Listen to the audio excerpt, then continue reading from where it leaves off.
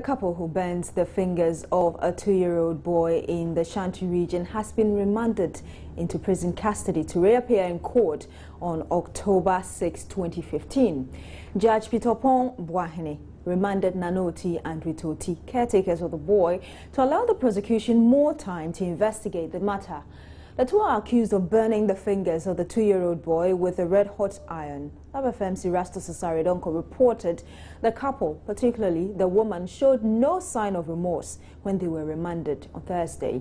According to a neighbor, the two were expected to be the guardians of a boy whose father is domiciled in Nigeria, but they turned out to be chronic molesters of the little one. Accusing the victim of eating out, the two conspired to burn the fingers of the 2-year-old boy, who is now at the Kumfanochi Teaching Hospital. The victim was thought to have lost only 2 of the fingers, but Joy FM Super Morning Show host Kojo Yangsin, who traveled to Kumasi to pay him a visit, said all 5 fingers had been lost.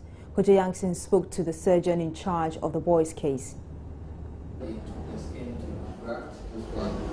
I think in terms of cost, just flipping through the bills that have been listed so far, we're going to an average of about 3,800 Ghana cedis from the surgical costs and then from the emergency. But let me quickly add that the medications and the period spent on the ward will have to be added up by the accounts department. So I won't be able to tell you exactly what it is until the patient is discharged.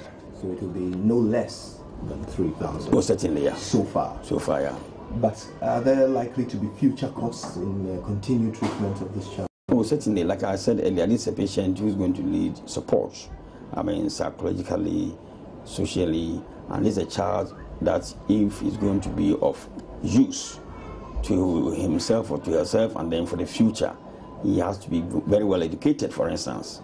So the child education is very, very key, because for somebody whose hand is not going to be so functional at this age, I mean, what it means is that you have to be developed intellectually very well.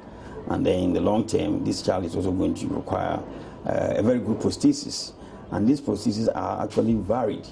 I mean, if you want to get a very superior prosthesis that will function for the child in terms of maybe for driving, in terms of even for his vocation, we are not too sure what it's going to be for the future, but if he gets into a vocation that is going to require both hands, then he will need a very superior prosthesis that can really function like the natural hand.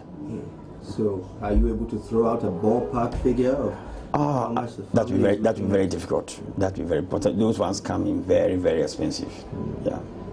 In terms of what is worse, for the extent of damage, the fact that the tissues were deeply bent, and the fact that it was becoming necrotic. I mean, in common language, it was dying. I mean, the patient could have developed what we call septicemia, in which case you could have had infection that will spread throughout the whole body, and the patient could have died from generalized infection in the body. Okay. So just back to the bill, how is it being footed? What he has incurred so far? For now, I'll not be able to tell exactly. For the child who doesn't have an insurance, it means that they will have to find a way of footing the bill. Yeah. According to the doctor, the 3 remaining fingers had to be cut off because they were in a complete state of deterioration. A strong-willed boy, as Yangsin described him, naturally succumbed to the pain as he moaned and groaned for most part of the time Kojo was there. Is he in a lot of pain? Yeah, as you can see. So tell me, since the surgery, how has he been? After the surgery, he has been okay, but there is a little bit of pain because after the surgery, you must expect some pain. But he's been on some pain medication and analgesics, so I think we are trying to manage the pain. How long do you think it will take for such an injury to heal? It depends. It depends. And once he's a child, yeah, it will heal, but it will take some time. Are we looking at months or weeks or years? Months. Yeah, months. And after the surgery, we've not opened the wound. The wound has not yet been opened. So now I can't even tell you the state of the wound right now because he went to theater on the 28th. So we are yet to open the one. Is this a unique case, or do you see many cases like this, Lord? For Benz, it's no unique case on my ward. For Benz, by the history, it's no unique case. He's been having Benz over the years, these months. His case is not a unique case. That is by his history, the history he presented on admission. So, he's a 2-year-old. He's not yet speaking properly, but he's very able to communicate his feelings. He's an adorable little child. He's so beautiful. And it's difficult to imagine how an adult can look at such a wonderful boy and harm him deliberately.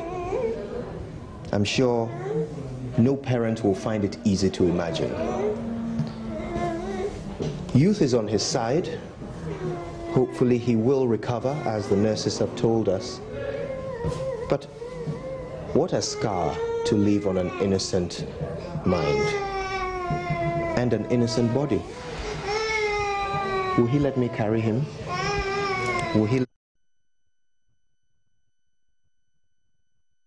Quite a disturbing story with a 2-year-old boy, but we can also move on to another worrying situation happening in Saudi Arabia. And you are aware that over 700 pilgrims have died as part of the Hajj pilgrimage in Mecca, and we can get an update on the situation for Ghanaians. We heard earlier that about 13 Ghanaians have died. We can speak with Al-Haji Mohammed Amin Adam. He's a Deputy Communications Director for the Hajj Board. Thank you very much, sir, for joining us. Good morning to you. Hello, Al-Haji, can you hear us? Okay, so it seems we've lost the line to Al-Haji. We'll try and restore contact to him. But like I was saying earlier, you are aware that over 700 pilgrims have died as a result of the stampede that happened in Mecca in Saudi Arabia. And we are also told that some 13 Ghanaians are dead, some related to the stampede, others out of natural causes. We're also learning that about 21 Ghanaians cannot be accounted for now. We'll be bringing you more details on this particular story. Stay with us. And okay, understand we have Elijah on the line now. Let's try and see whether he can hear us and we can have a good communication here. Thank you, sir, for joining us. Good morning.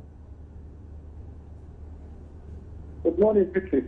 Great. So what is the situation now regarding probably how many Ghanaians you've been able to account for and those who are injured?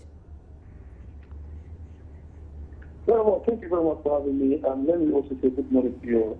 It was a random show, after the main event last week, Wednesday, when all of us were at, Arafat, we moved to November on Thursday. That was the day when we had a stampede. Yesterday was just a family one.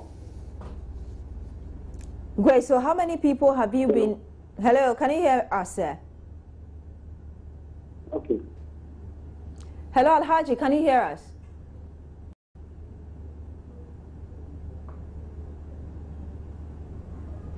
It seems you're having... Yes, can you hear us, sir? All right, it seems you're having challenges with the line, but we'll try and get Al-Haji and bring you the details of what is happening regarding how many Ghanaians have died or how many are injured, how many they have been able to account for, how many they... The main event last week, Wednesday, when all of us were at, Arafat, we moved to November on Thursday. That was the day when we had a stampede. Yesterday was just a family one. Al-Haji, we lost a major part of what you were saying. Could you repeat the points you tried giving us?